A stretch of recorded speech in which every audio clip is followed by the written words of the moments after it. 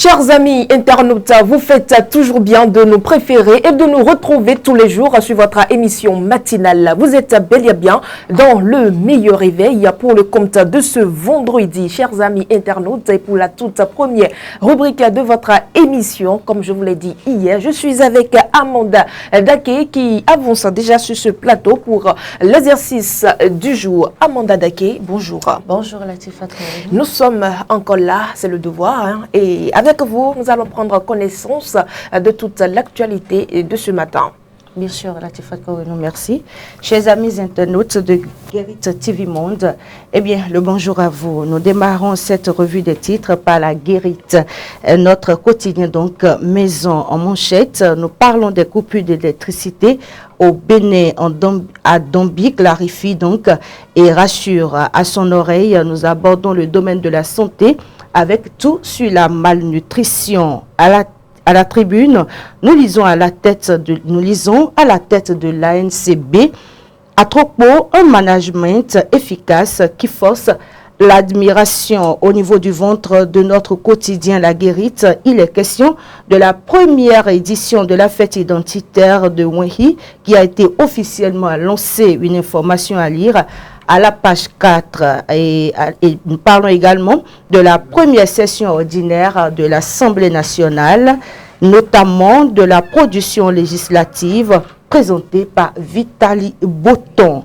Une prouesse donc remarquable et signalée. Les détails sont à lire également à la page 10 du dit quotidien. Nous passons à présent au quotidien Fraternité. Fraternité qui titre en manchette du jour, Dr Osias Adjaoumé au sujet des premiers secours en déclarant donc, je cite, aucun geste d'urgence n'assure la guérison, mais permet de stabiliser le patient. À son pied de page, il aborde la question de la table ronde internationale sur le financement du climat, le Bénin donc, dans une nouvelle dynamique. Avec Matin Libre quant à lui, publie en manchette, fonction présidentielle, âge limite. Le Bénin a donc vu juste, et ceci en tenant compte du cas de Joe Biden qui fait renaître le débat aux USA. Nous poursuivons ce matin avec l'économiste qui placade élaboration du budget programme partage d'expérience entre la commission de l'UMOA et de la CEMAC Nation, la Nation à présent. Ce journal public titre donc en sa manchette du jour, formulation de la vision nationale de développement 2060, démarrage de la collecte des aspirations, toujours dans le cadre de la revue des titres de ce jour, Latifat Kouenou. Nous passons au quotidien Dynamique Info, qui, en sa manchette, aborde la question de la prétendue caution à la création d'un cercle de réflexion pour mettre à mal la mouvance, tout en se posant la question de savoir qui veut semer la brouille entre un ministre d'État et le président Patrice Talon. On continue avec le potentiel qui placade, braconnage, interpellation et libération suspecte de détenus à Karimaman. Il faut dire que l'adjudant-chef Manotel Kinoudo est placé en garde à vue à la BEF. L'information est donc à lire à la page 3 du journal. Et donc, nous allons clôturer la revue du jour Latifat Kouenou par Adjache News. Adjache News qui, en sa manchette, parle du dîner de presse à l'Assemblée nationale, donc de la première session ordinaire de 2024 qui a été riche en travaux et en résultats selon Vitali Botton. Merci à vous Amanda Daké et nous continuons avec la présentation de l'actualité du matin. Après la seconde délibération, les épreuves orales du BEPC démarrent ce jour.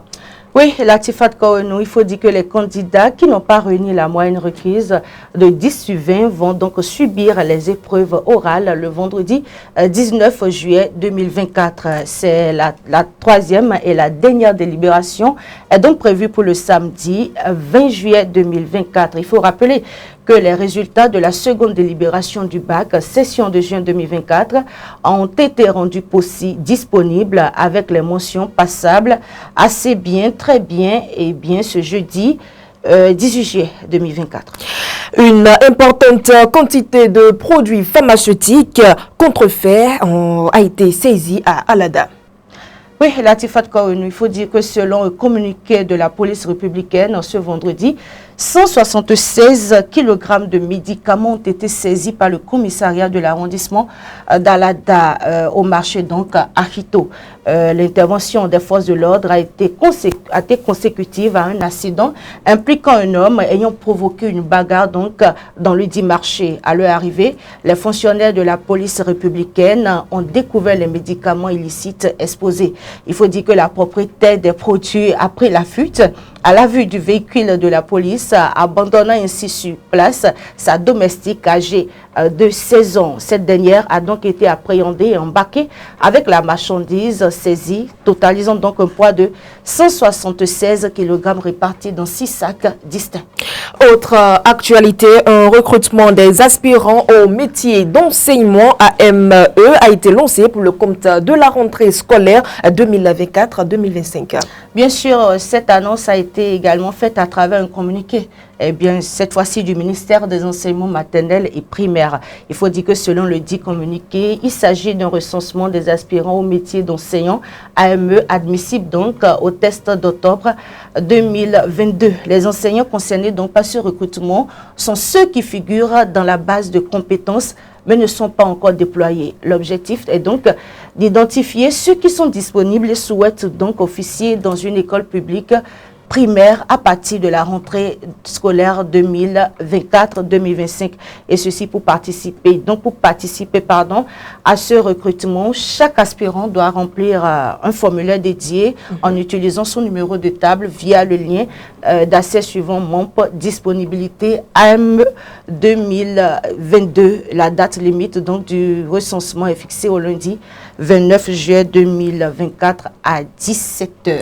Avant de clôturer les deux premières rubriques de cette émission, nous passons aux actualités hors de nos frontières. Au Burkina Faso, une nouvelle attaque a été enregistrée à Dibo avec de lourds dégâts matériels. Bien sûr, le bureau des médecins sans frontières a été la cible de tirs répétitifs pendant une attaque de la ville de Djibor, indique donc l'organisation dans un communiqué sur le compte INS.